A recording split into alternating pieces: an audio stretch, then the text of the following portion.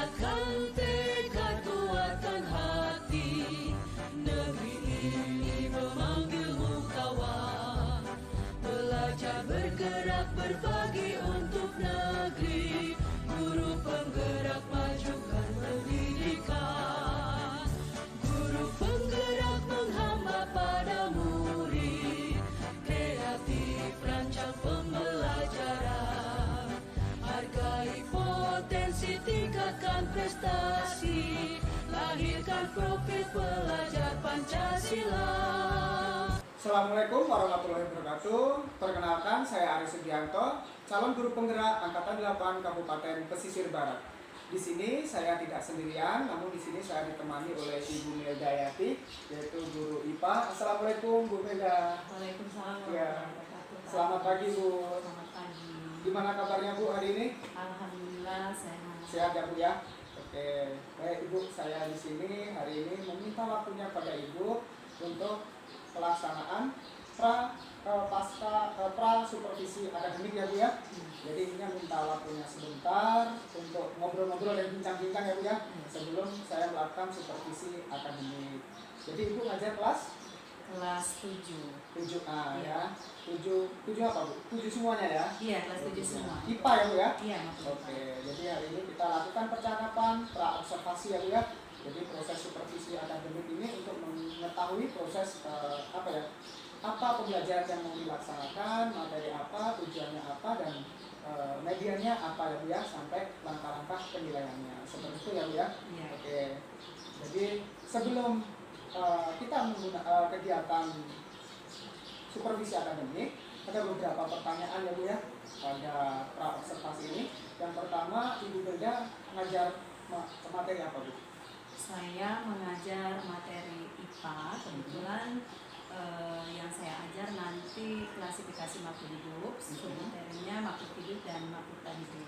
Iya, makhluk hidup kan, makhluk hidup Iya. ya Bu ya. Nah, tujuan pembelajarannya apa Bu? Nah, tujuan pembelajarannya pada nanti saat praktek nanti ada 4 tujuan ya Pak Aris ya. Ya. Yang pertama, peserta didik dapat membandingkan 5 ciri-ciri makhluk hidup dan makhluk tak hidup. Melalui kegiatan mengamati, nanti akan saya sediakan gambar, jadi anak-anak mengamati gambar tersebut, kemudian dapat membandingkan ciri-ciri makhluk hidup dan makhluk tak hidup. Kemudian yang kedua, peserta didik dapat memberi 3 contoh makhluk hidup dan benda tak hidup. Nah, melalui kegiatan mengamati juga nanti akan sediakan gambar juga. Kemudian yang ketiga, peserta didik dapat menyajikan hasil pengamatan untuk menganalisis 3 perbedaan makhluk hidup dan makhluk tak hidup. Dan yang terakhir, peserta didik dapat mempresentasikan dengan lengkap dan detail hasil pengamatan mengenai makhluk hidup dan makhluk tak hidup. Ya, jadi ada 4 tujuan pembelajaran ya Bu ya, Iya. tentang materi makhluk hidup dan tak hidup. Oke. Terus area pengembangannya, pembelajarannya seperti apa Bu? Nah, area pengembangannya di sini saya ada 3. Yang pertama yaitu pengetahuan. Nanti akan ada tes tertulis. Nanti di akhir pembelajaran akan saya adakan post test, yaitu dengan menggunakan quizzes. Kemudian keterampilan. Nanti keterampilan ini saya nilai pada saat penilaian kinerja.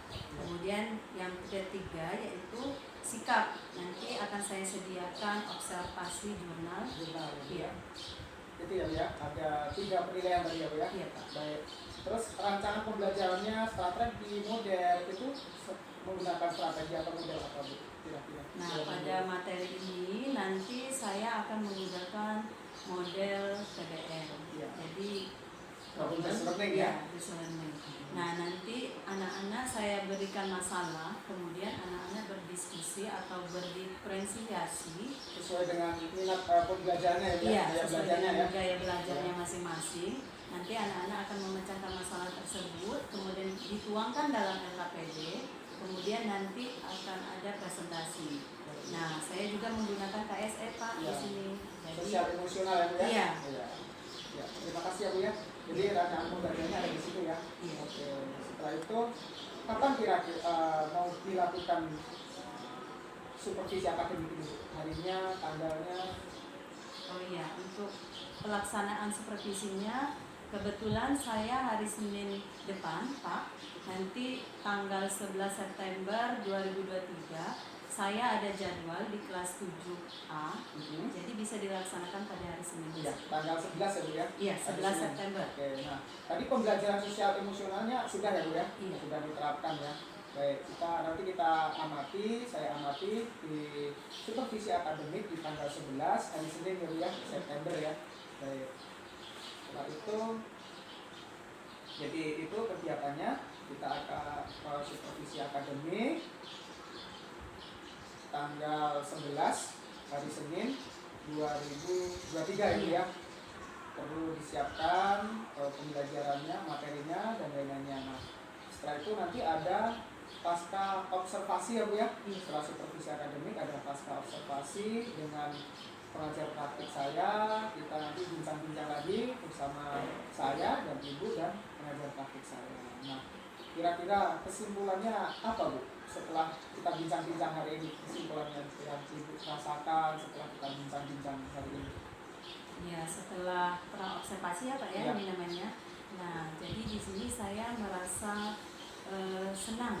Jadi kalau mau supervisi, saya tidak terlalu nervous karena sebelumnya sudah dilakukan praobservasi. Kemudian saya juga bisa mempersiapkan media, terus pembelajarannya bagaimana nanti. Jadi saya bisa persiapkan di hari-hari sebelumnya. Terima kasih ya Bu Melda ya. Jadi intinya bahwasannya kita tidak terlalu nervous ya, karena sudah tahu apa yang mau dirancangkan dan akan disiapkan seperti apa. Kata Bu Mega sendiri bahwasannya sudah menyimpulkan sendiri, sudah siap media pembelajarannya dan itu perangkatnya juga disiapkan seperti itu ya Bu ya. Nah, mudah-mudahan nanti supervisi akademik berjalan dengan lancar ya Bu ya.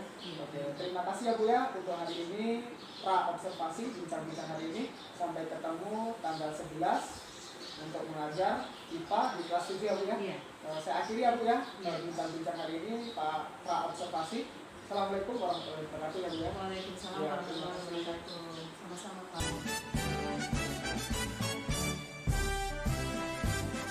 Baik Bapak Ibu semuanya, Assalamualaikum warahmatullahi wabarakatuh. Waalaikumsalam warahmatullahi wabarakatuh. Terima kasih Pak Man, Bu Lilis, Bu Melda menyempatkan waktunya ya sebelum kita kegiatan pembelajaran.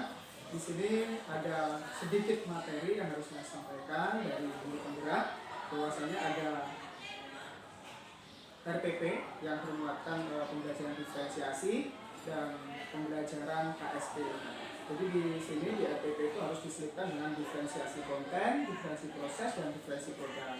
Dan pembelajaran KSP-nya itu ada contohnya tanggung jawab, terus percaya diri, terus ada di sini diselipkan di sini. Jadi seperti itu yang harus RPP terbaru sekarang harus dikuatkan dengan diferensiasi proses dan diferensiasi program, diferensiasi ini dan KSP kesadaran diri. Contohnya ada di sini kegiatan pembelajarannya, ada pendahuluan, terus di sini ada berdoa, ini termasuk KSP kesadaran diri. Bahwasanya berdoa itu adalah salah satu kesadaran diri. Terus kegiatan rutin juga untuk membangun suasana belajar, contohnya menyatu, itu pengelolaan diri dan manajemen diri. Jadi anak di sini ada KSP-nya seperti apa, manajemen dirinya di mana, jadi dikuatkan ada di sini di kegiatan pembelajarannya. Diferensiasi prosesnya juga ada, contohnya pembelajaran diferensiasi.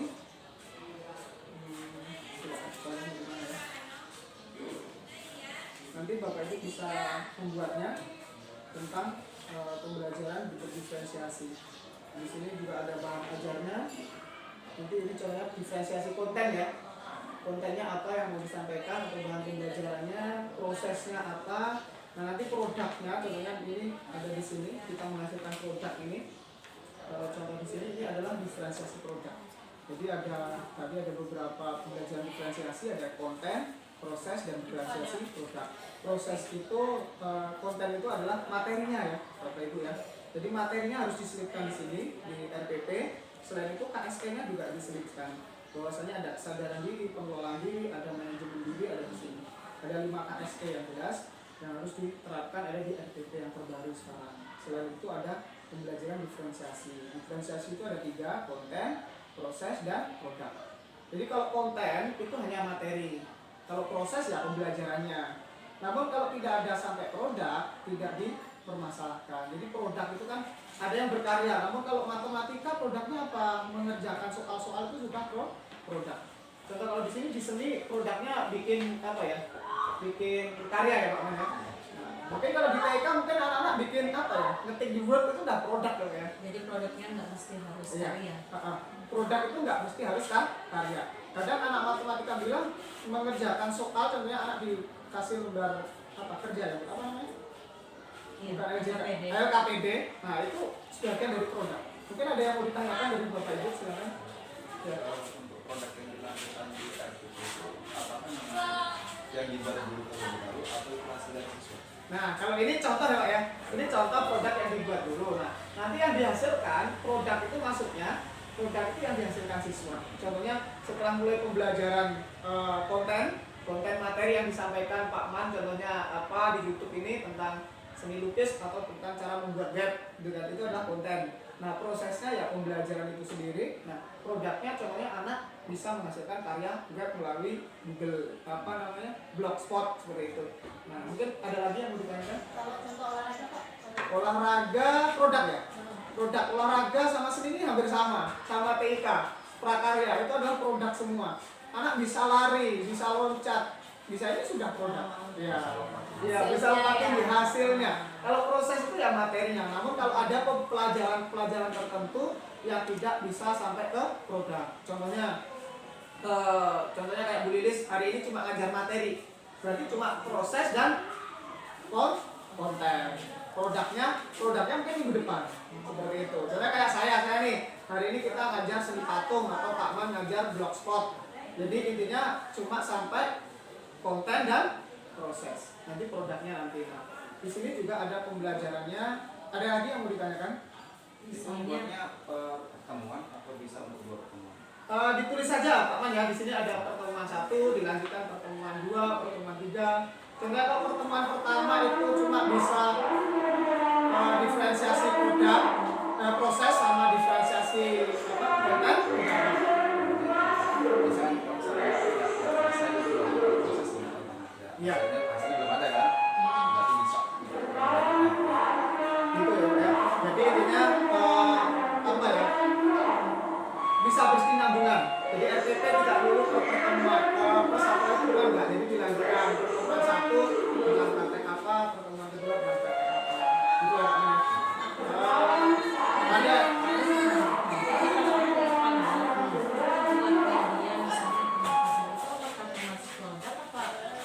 yang membuat gurunya atau muridnya? Muridnya. Kalau muridnya itu sudah produk. Jadi kita praktikum bareng buat media gitu. Ya itu termasuk produk. Jadi anak bisa berkarya, anak bisa membentuk suatu. Ini adalah produk. Produk itu suatu karya. Matematika yang susah, tapi namun orang matematika mengatakan bahwa anak mengerjakan LKPD itu salah satu produk. Ada kadang miss di situ ya Pak ya. Kalau matematika produknya apa coba gitu kan? Jadi kalau IPA banyak, contohnya bikin ini, praktikum itu sudah produk. Contohnya bikin alat pernafasan, bikin apa ya, pengairan air, terus membuat media detak jantung, contohnya itu adalah salah satu produk. Kalau IPA yang berbau-bau praktek itu tidak apa ya Bapak Ibu ya, tidak susah. Namun kalau yang teoritis yang susah ya. Kalau ekonomi apa ya, bikin anak neraca, jurnal, buku besar, itu udah produk. Namun kalau kayak matematika, saya mikir ulang 2 kali ya. Karena basicnya bukan matematika, mungkin ya setidaknya anak kurang matematika sama aja ya. Anak menghitung lapangan berapa, terus nanti dibuat miniaturnya, nah itu sudah produk. Tahu rumusnya, itu sudah produk. Mungkin ada lagi yang mau ditanyakan Bapak Ibu. Nah di KSP ini juga diterapkan juga ada. Bentar ya, tadi ada KSP ini ada kesadaran diri, pengelolaan diri, kesadaran emosional, empati, keterampilan membangun relasi, dan mengambil keputusan yang bertanggung jawab. Jadi anak-anak ini di sini juga ada kesadaran diri, contohnya anak mulai pembelajaran berdoa itu sudah sadar diri. Terus pengelolaan diri ini ya anak nyapu, ini adalah pengelolaan diri. Kesadaran sosial empati itu ya apa ya, menghormati guru, terus ada yang sakit didoakan, itu salah satu keterampilan membangun relasi, contohnya ya Di kelas itu pasti ada. Kira-kira apa Bapak Ibu yang membangun relasi di kelas? Ya, berkelompok. Terus mengambil keputusan bertanggung jawab ya, Ketika guru nggak hadir, dia harus ambil tugas gitu. Iya, ketika guru nggak hadir mengambil tugas itu tanggung jawab atau menyelesaikan tugas-tugas sesuai dengan sesuai dengan targetnya, itu adalah rasa bertanggung jawab. Jadi Bapak Ibu tidak mulai paham ya. Jadi pentingnya pembelajaran yang terbaru ini bahwasanya ada diferensiasi dan KSP. Mungkin ada yang mau ditanyakan? KSP itu adalah kompetensi sosial emosional. Ini penting ini Bapak Ibu, kalau kita mau ngajar, anak-anak ditanya emosionalnya. Siapa yang hari ini capek, siapa yang hari ini jenuh, siapa yang hari ini hatinya tidak semangat, yang hatinya sedih. Nah ini sangat bagus kalau kita lakukan. Ada lagi yang mau ditanyakan? Ini panjang boleh lah ini mau latihan ya 2 orang. Jadi intinya kita harus kita harus pembelajaran sosial emosionalnya harus dikelola dan harus dikembangkan. Mungkin ada yang mau ditanyakan, Bapak Ibu? Cukup ya. Jadi bisa diterapkan. Ini adalah pembelajaran RPP, yaitu menggunakan KSP dan diferensiasi. Mungkin ada yang mau ditanyakan lagi, Bapak Ibu, atau sharing silahkan. Saya kasih waktu 5 menit. Tidak ada. Tinggal praktek ya. Besok kita mulai praktek membuat rencana pelaksanaan pembelajaran. Terima kasih atas kesempatannya. Saya akhiri. Wassalamualaikum warahmatullahi wabarakatuh. Waalaikumsalam.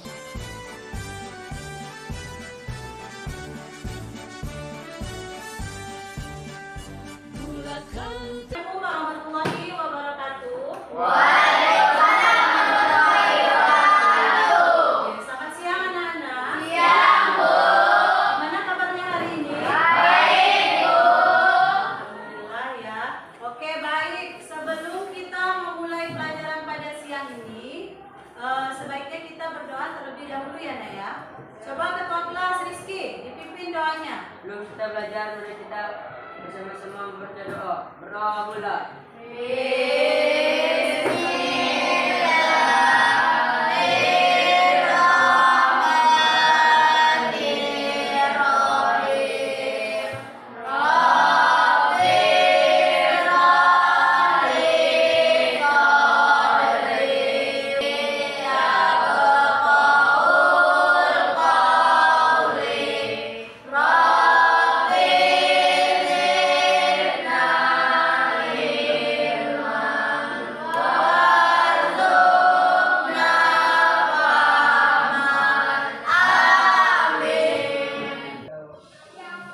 Anissa Amelia, Anissa Hakam, Devi Permata, Cinta Melisa, Hadir, Bu.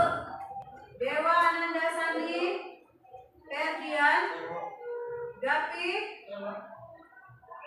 Julia, Mita Anggraini, Nabila Putri. Kebetulan hari ini hari pramuka ya, Nak ya? Iya. Biar konsentrasi, kita ice breaking dulu ya. Tepuk pramuka 2 kali. Pramuka, pramuka, belajarmu yang mana? Pramuka, pramuka, pramuka 15. Yes. Oke, baiklah. Nah, sebelum kita memasuki ke materi, coba perhatikan gambar yang Ibu tampilkan di layar papan tulis. Ini gambar apa, anak-anak? Lingkungan. Lingkungan. Nah, di lingkungan ini terdapat apa aja? Hewan,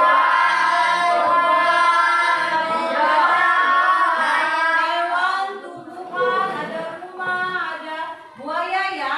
Nah, sekarang Ibu tanya, hewan sapi ini termasuk apa, Nak? Makhluk hidup. Kenapa dikatakan makhluk hidup? Karena memiliki ciri-ciri, salah satunya berkembang biak, bergerak, bernapas, terus peka terhadap rangsang dan lain-lain ya, anak-anak ya. Nah, kalau rumah termasuk apa? Benda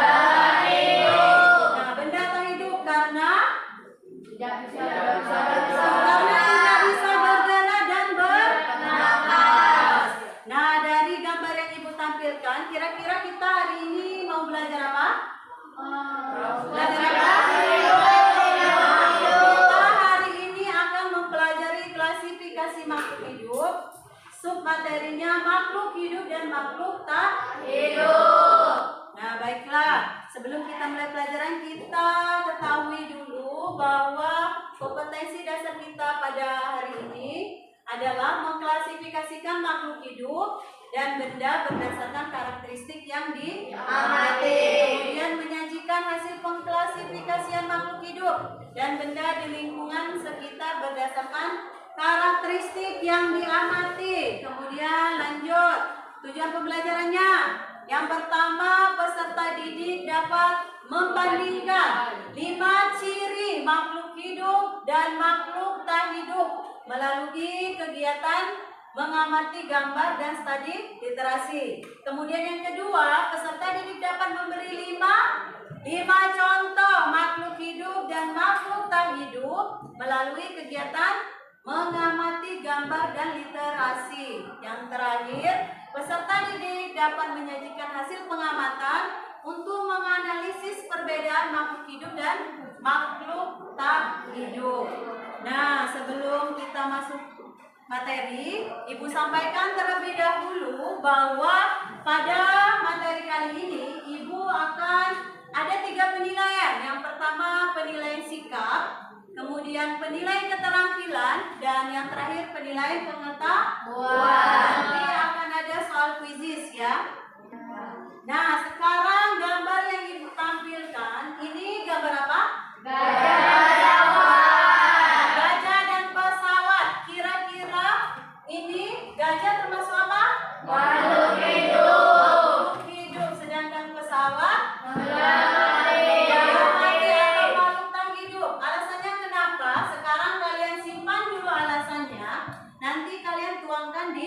LKPD. Nah, sekarang amati dulu video yang Ibu tampilkan.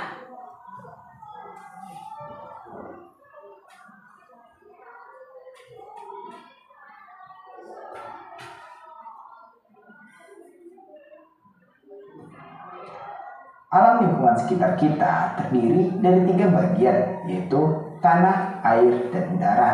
Dalam 3 bagian itu, terdapat benda-benda atau makhluk yang sangat beragam corak dan jenisnya. Ada yang hidup, tetapi ada juga yang tak hidup. Misalnya, dari lingkungan sekitar yang dapat kita temukan, tentunya ada manusia, beberapa jenis hewan seperti ayam, anjing, kucing, cicak, cacing dalam tanah, ikan dalam air, dan burung yang terbang di udara. Ini termasuk makhluk hidup. Ada juga benda-benda seperti batu, tanah, air sungai, air laut, debu, angin, sampah, dan rumah kita. Ini termasuk benda tak hidup. Pertanyaan mendasar, Sahabat, mengapa ada yang dikelompokkan ke dalam makhluk hidup, tetapi ada juga yang termasuk benda tak hidup? Apakah yang menjadi dasar pembeda 2 kelompok ini? Apakah yang paling mudah untuk diamati dan dijadikan dasar pembeda kedua kelompok ini? Hal yang paling mudah untuk diamati adalah karakteristik atau ciri-cirinya. Sebagai salah satu ciri misalnya, manusia dan hewan bisa berkembang biak memperbanyak diri, tetapi batu dan tanah tidak bisa berkembang biak. Maka berdasarkan ciri ini, manusia dan hewan termasuk makhluk hidup, sedangkan batu dan tanah termasuk benda tak hidup. Ini baru satu ciri berkembang biak. Kenyataannya masih ada lagi beberapa ciri yang mendasari pengelompokan makhluk hidup dan benda tak hidup. Perbedaan definisi. Makhluk hidup merupakan substansi yang menjalankan proses kehidupan. Kehidupan di sini jelas berupa kegiatan seperti bernapas, tumbuh dan berkembang, bergerak, iritabilitas atau peka terhadap rangsangan, memerlukan makan dan minum, ekspresi, dan mampu untuk bereproduksi atau berkembang biak. Dari yang disebutkan barusan, proses kehidupan tersebut menjadi karakteristik atau ciri suatu makhluk hidup dikatakan sebagai makhluk hidup. Adapun benda tak hidup merupakan substansi yang tidak menjalankan proses kehidupan seperti yang dilakukan oleh makhluk hidup. Nah, ciri-ciri benda tak hidup diantaranya yaitu: pertama, tidak ada tanggapan terhadap rangsangan. Kedua, tidak dapat bergerak dengan sendirinya kecuali ada kekuatan atau energi yang mampu menggerakkan benda tersebut. Ketiga, tidak makan dan tidak minum. Dan keempat, tidak dapat mempertahankan keturunannya atau tidak mampu bereproduksi dengan sendirinya.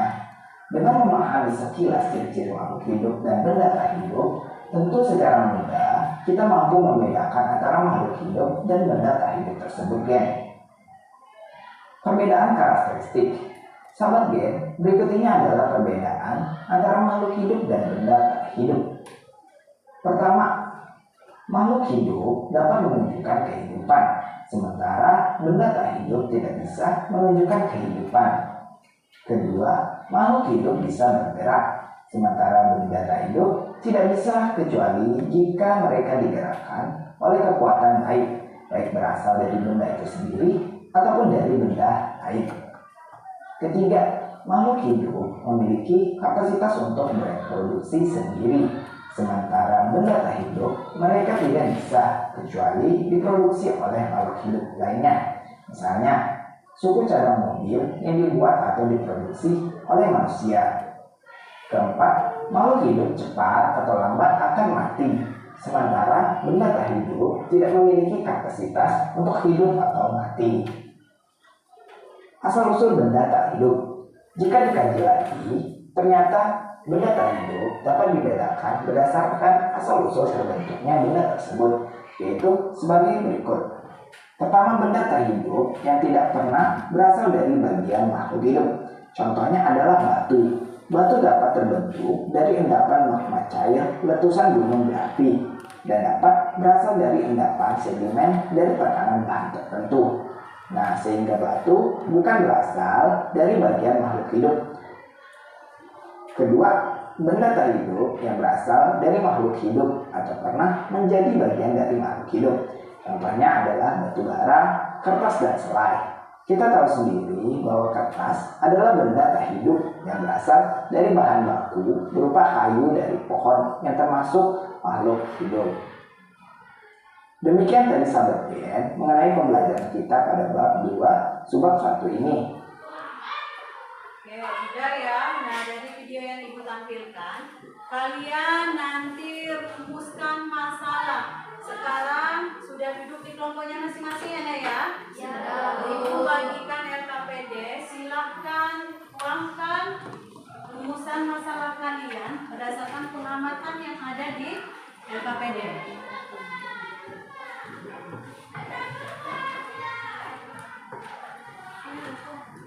Tulis nama kelompoknya, kemudian perhatikan tugasnya. Yang pertama ada gambar gajah, jadi nanti kalian akan menentukan gajah termasuk berdasarkan ciri-cirinya gajah bernapas atau tidak. Silakan kalian contrek. Ibu kasih waktu 15 menit ya. Ya, Bu. Silakan dikerjakan dari sekarang.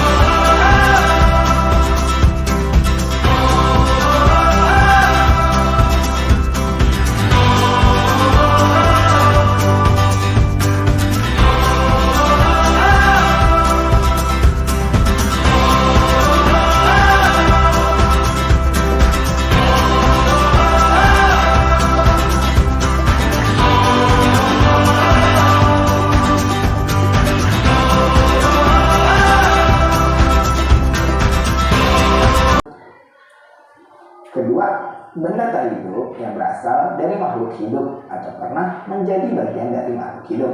Contohnya adalah batu bara, kertas, dan selai. Kita tahu sendiri bahwa kertas adalah benda tak hidup yang berasal dari bahan baku berupa kayu dari pohon yang termasuk makhluk hidup. Demikian tadi sahabat BN mengenai pembelajaran kita pada bab 2 subbab 1 ini. Oke, sudah ya. Nah, dari video yang Ibu tampilkan, kalian nanti rumuskan masalah. Sekarang sudah duduk di kelompoknya masing-masing ya, Nek, ya? Ya. Ibu bagikan RKPD, silahkan tuangkan rumusan masalah kalian berdasarkan pengamatan yang ada di RKPD.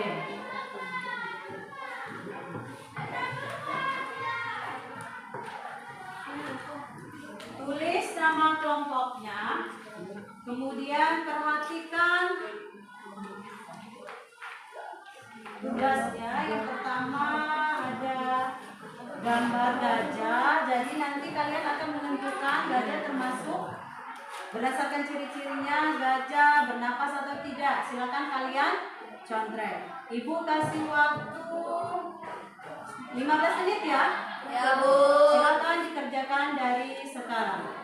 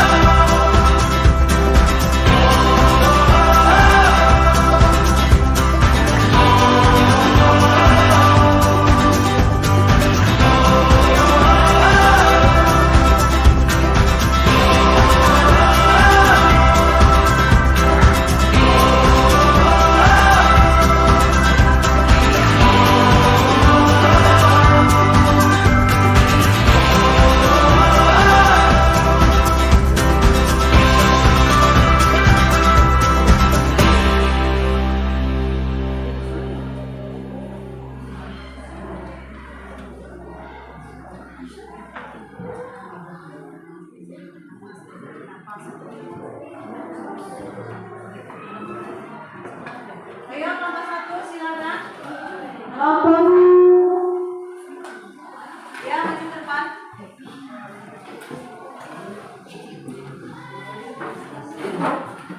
Sini.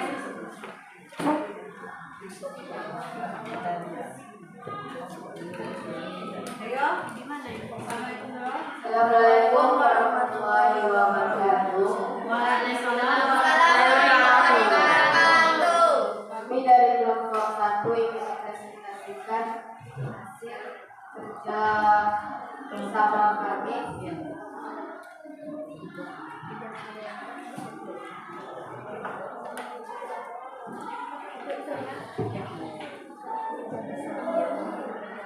Ciri paling hidup itu ciri tentang gajah. Gajah berharapan, bergerak, berkembang biak, tumbuh dan berkembang, membentukkan nutrisi, mengeluarkan zat rusak, dan juga bekas terhadap bangsa.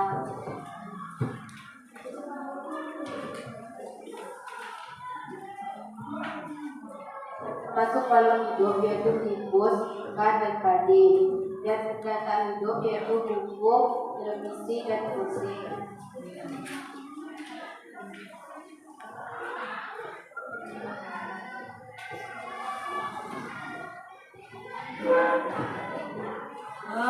Ada yang mau ditanyakan? Saya Bu, Ya, Devi, mau nanya apa, Devi? tolong sebutkan benda tak hidup pada pengamatan kalian. Ya, berdasarkan pengamatan kalian, yang kalian amati di kelas, di dalam kelas ini, coba sebutkan contoh benda tak hidup. Benda yang tak hidup yaitu kursi, meja, papan tulis, dan lain-lain. Oke, meja, kursi, papan tulis, pulpen, dan lain-lain. Sudah jelas, Devi? Oke, udah jelas ya. Sekarang silakan ditutup, Nabila. Kami akhiri. Wassalamualaikum warahmatullahi wabarakatuh. Waalaikumsalam warahmatullahi wabarakatuh. Kita kasih akal. Silakan untuk satu.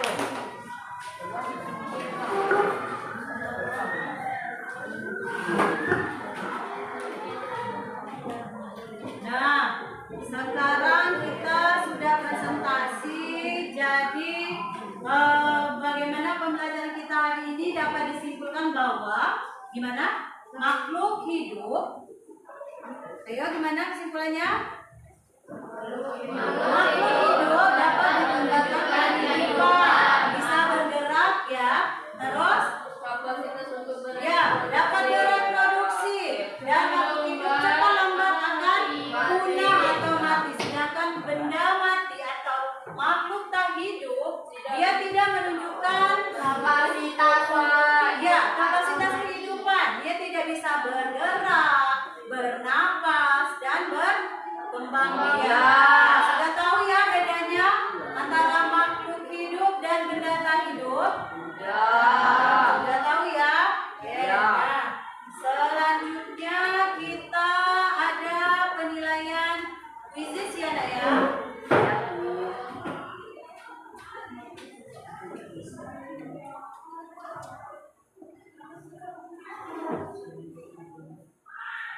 Silakan cek grup WA-nya, Ibu bagikan linknya.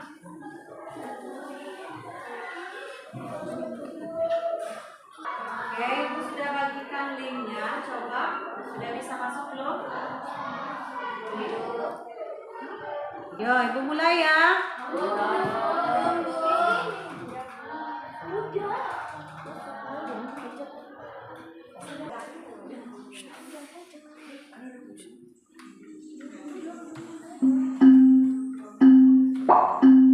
Ya, silakan dikerjakan.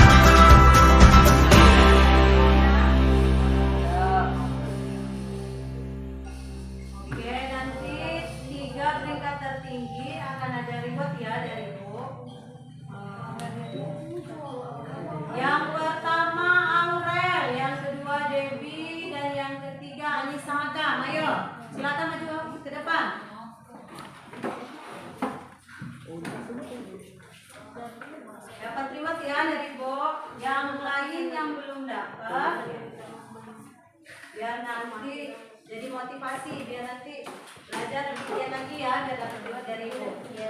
Oke, baiklah pembelajaran kita pada pagi hari ini selesai ya, cukup sampai ke sini.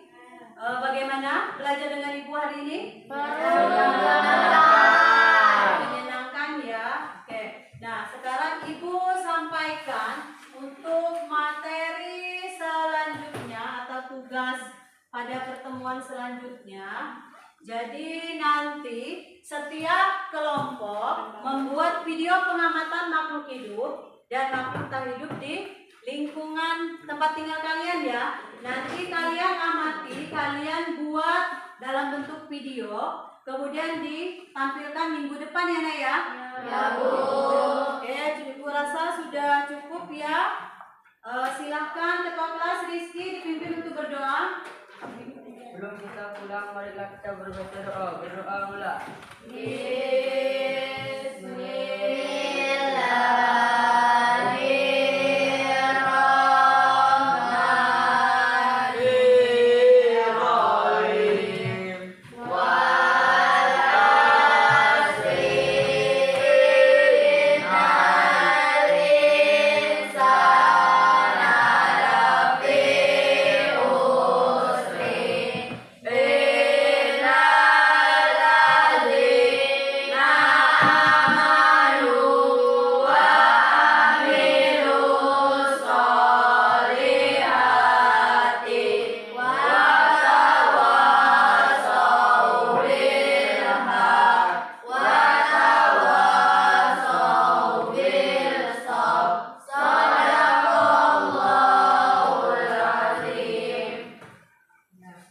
Ibu akhirin ya.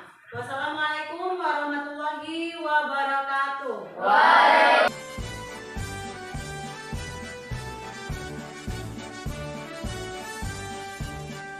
Bulatkan tekad, kuatkan hati negeri. Assalamualaikum warahmatullahi wabarakatuh. Selamat siang Bapak Ibu. Tapi pun. Baik, di sini saya Aris Sugianto, guru penggerak angkatan 8 Kabupaten Pesisir Barat. Dan saya tidak sendirian, saya dibersamai oleh Pak Tri, yaitu PP saya, dan Ibu Melda yang kemarin teman sejawat yang kita observasi. Namun di sini habis observasi, kemarin ada pasca observasi, pra observasi, sekarang ada pasca observasi ya Bu Melda ya. Jadi ada beberapa pertanyaan yang saya akan tanyakan kepada Ibu Melda yang setelah melakukan observasi pembelajaran di kelas kemarin ya Bu ya.